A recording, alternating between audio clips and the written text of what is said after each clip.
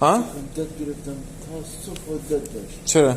اون تو که همیشه مشکل داشتی؟ نه شنیدم که شما شیرنده داشت. نه مشکل نداشت. عجب دروغ. حال شما قربونتون چکرم. صبح بخیر. مثل تو مامان علی مدنی. بله صبح شما هم بخیر.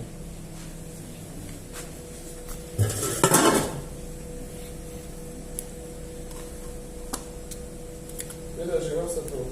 قابل نمیشه.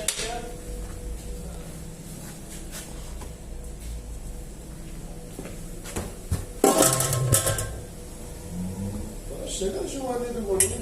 شکر بزنم. آره شکر بزنم بفرمایید.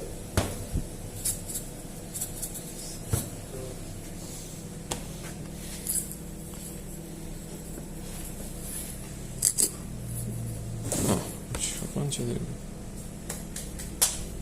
خوب شکر؟ آره دست من.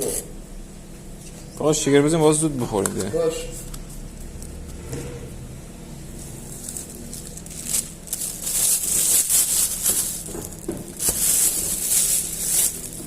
این خدمت قربونت برم قابل نمیشه.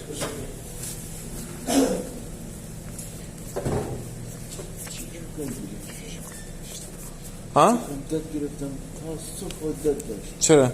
اون تو که همیشه مشکل داشتی؟ نه شنیدم که شما شیرنده داشت. نه مشکل نداشت.